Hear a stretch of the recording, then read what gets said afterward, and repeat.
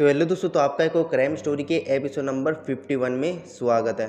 दोस्तों, आजकल के यहाँ से डिजिटल युग में यहाँ से इंटरनेट का बहुत ही बाखूबी यहाँ से बड़े पैमाने पर यूज़ होता आ रहा है। और दोस्तों, इसकी वजह से यहाँ से आप घर बैठे कितने से बड़े से छोटे काम यहाँ से ईजिली यहाँ से आप कर सकते हैं। दोस्तों, इसी तरह से यहाँ से आधे से ज़्यादा लोग यहाँ से इंटरनेट की वजह से सोशल मीडिया पर भी यहाँ से अपना टैलेंट दिखाकर ईजिली रील अपलोड कर कर यहाँ से पैसे कमा रहे हैं। और आपको मैं बोलूँ कि इस रील की चक्कर में ऐसे यहाँ से हत्या जैसे संगीन अपराध भी हो सकते हैं, तो आप मेरी बात यहाँ से नहीं मानोगे।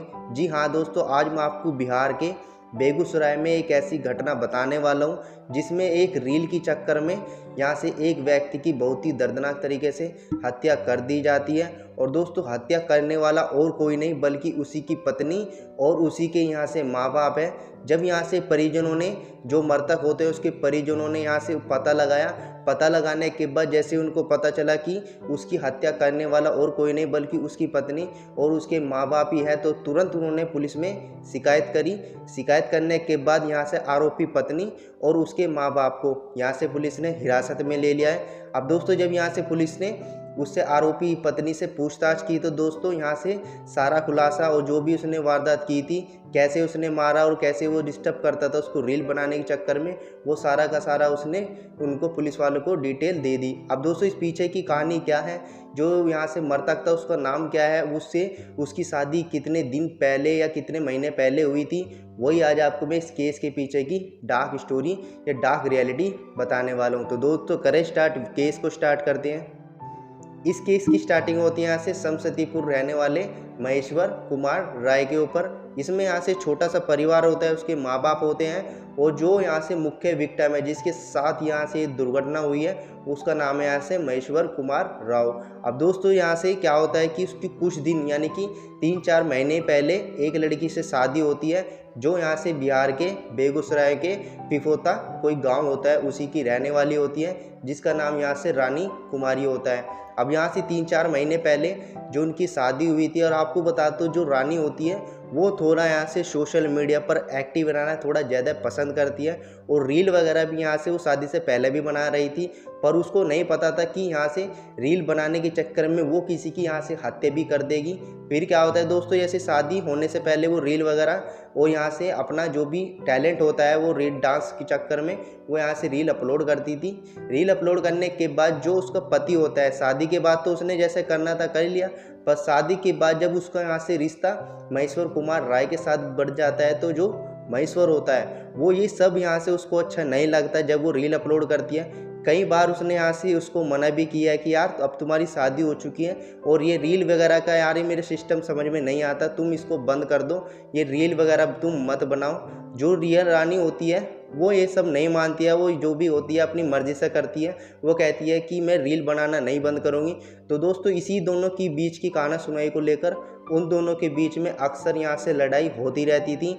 फिर क्या होता है दोस्तों, ये सब ताना तनाई कर करके लगभग यहाँ से उनकी शादी को 3 से 4 महीने ऐसे ही गुजर जाते हैं। और गुजर जाने के बाद जो महेश्वर कुमार होता है उसका व्यवसाय कोलकाता में होता है, एक कंपनी होती है उसमें लेबर का काम करता है, जिसमें दोस्तों जैसे ही वो यहाँ से एक महीने के अंदर यहाँ से 2-3 बार आ जाता है, यानी कि हफ्ते में जैसे ही शनिवार छुट्टी हुई, संडे ही छुट्टी हुई, तो इस तरीके से यहाँ से अपने घर आ जाता है। घर आने के दौरान भी वो क्या देखता है कि जो उसकी पत्नी होती है रानी, वो दोबारा फिर रील बना रही है। उसके मना करने के बाद भी तो वो फ्रस्ट्रेट हो जाता है। फिर वो क्या करता है, वो हफ्ते ना करके वो महीने में आना स्टार्ट कर देता है ताकि ये सब उसको ना देखना पड़े, क्योंकि यार जब कोई बात किसी की नहीं मानता और वो भी खासकर उसकी पत्नी जो उसको पसंद नहीं है यार, वो जो उसकी पसंद बिल्कुल भी नहीं आती है, यदि उसको बंद ना करे तो यार आदमी फ्रस्ट्रेट हो जाता है।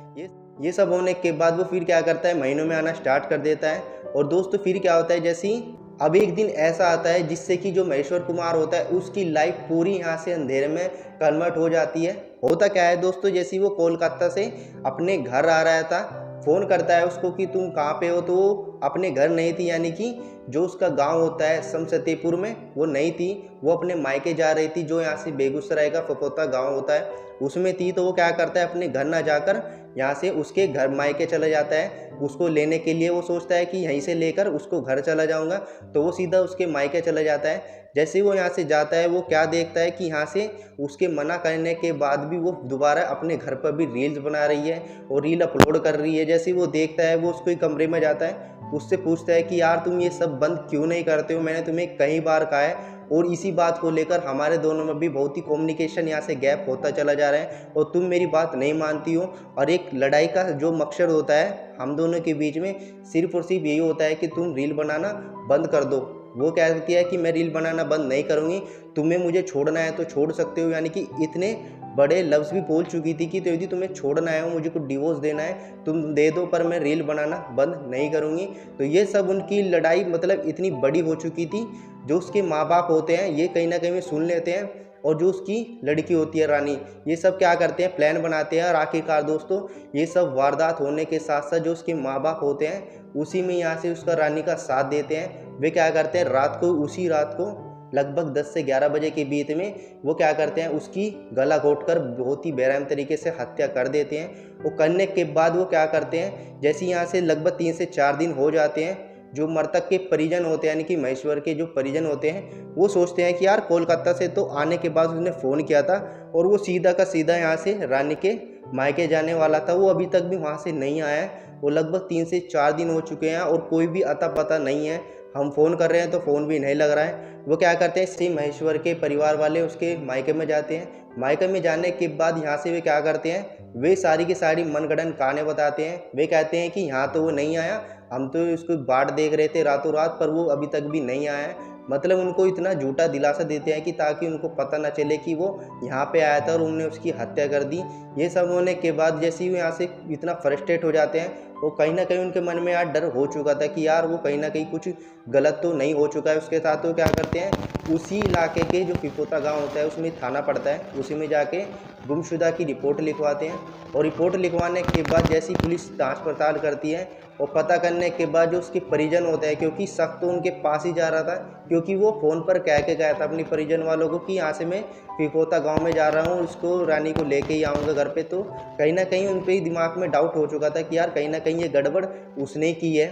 ये सब होने के बाद जो पुलिस वाले होते हैं उसके माता पिता और रानी से बहुत ही कैडी तरीके से यहाँ से जो उनका फ्रस्ट्रेट होता है वो सारा का सारा निकाल देते हैं। और आखिरकार जो रानी होती है वो जो उसके माँ बाप होते हैं वो सारा का सारा यहाँ से सच बता देते हैं कि इस तरीके से हमने हत्या कर दी। वो रील बनाने के लिए उसको लड़की को बनाने नहीं देता और रोज़ टोका टोकी करता था, और इस बीच के चक्कर में उन दोनों के बीच में अक्सर लड़ाई होती रहती थी।